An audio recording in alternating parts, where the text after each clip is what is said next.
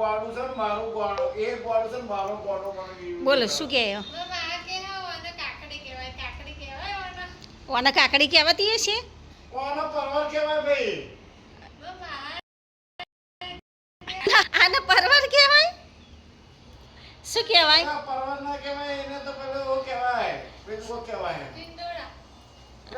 આને ટીંડોળા કહેવાય હાય મહાન બાણીન બધા જ આમ ચક્રમ થઈ ગયો કે શું અને આના પેલું કહેવાય બીજું કો કહેવાય છે ભાઈ શું કહેવાય તમે ઊંઘી જાઓ સાના માના ના આવડતું હોય તો અમને બધું આવડે છે શું કહેવાય આના તમને ખબર હા અમને બધી ખબર છે શું ખબર હા અને અમે કેવો તમારે કેવો નહીં કોનો તમે કોને જ બોલશું બોલજો હા બોલજો કહેવાય ખાલી બોલજો પરવર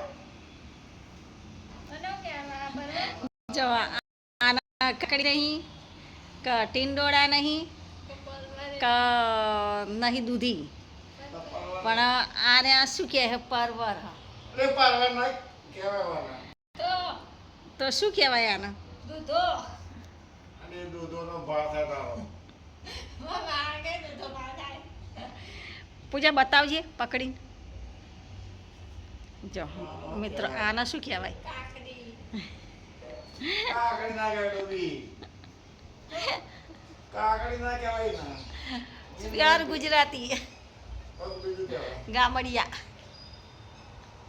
શું કહેવાય શેખડાવી ઊંઘી જાઓ હેડો તમને ખબર ના હોય તો ઊંઘી જાઓ આને ખબર છે પણ મને યાદ આવતું નહીં ઊંઘી જાઓ કશી ખબર ના મને હોય યાદ આવતું નહીં કેવો મસ્ત પવન આવે ખબર માસીન પેલા માસીન તો બધી ખબર હા તાર માહન નહીં ખબર જો કે લાયા હા શાકભાજી તો પછી તમે માગી હતી કઈ રીતે કે કંકોડા નો કીધું હશે ના ખાય કાકા કોણ નહીં કીધું છે ભાઈ માં પડ્યું હોય તો બતાવી કે આ ભાઈ આ વસ્તુ તો ના લઈ તો બોલે નોમ દેવાનો નોમ ના દે તો આવે તો એવું તો હું ભાવ લાયા અને 30 રૂપિયાના લાયો તો 500 ₹30 500 હા હમ. પરવર ના કહેવાય એને બીજું કોઈ કહેવાય છે ભાઈ દૂધો કાકો તારો કાકો ભાવ કે કાકો કોઈ થતું નહીં એટલે બીજું કોઈ થાય કેજો તો મિત્રો તમે ખબર હોય તો કોમેન્ટમાં લખજો આનો કહેવાય કેજો શું કહેવાય અને આ મોટા છે પણ ઓછે નહીં એ તુરિયું એ નહીં તો એવું ના કહેવાય આ તુરિયું પણ નહીં બરાબર કાકડી પણ નહીં દૂધી નહીં તો પછી શું કહેવાય મને તો ખુદને ખબર જ છે કે શું કહેવાય તો એ નકશાનું આવે બોલો હેડા શું કહેવાય શું મને કહેવાય? યાદ નહીં આવતું હાલ એટલે પેલા બગલમાં જે ગલી કરજે બોલો મને યાદ નહીં આવતું હાલ બગલમાં જે ગલી કર એટલે યાદ આવી જશે શું કહેવાય યાદ આવતું નહીં હા હા હું આટલું બધું યાદ કરાવું તોય નહીં આનો શું કહેવાય જલ્દી શું કહેવાય મને યાદ નહીં આવતું મમ્મીનું અમે ગલકું કહેવાય ગલકું ગલ કા કે હા જો તો ગલી તો કહું કે બગલમાં જે ગલી કરજે તે ગાડી તો દીધું તો મને યાદ ના આવ્યું મને યાદ શું આવ્યું. તમને આવું એ નહીં આવડતું ગલ કા કહેવાય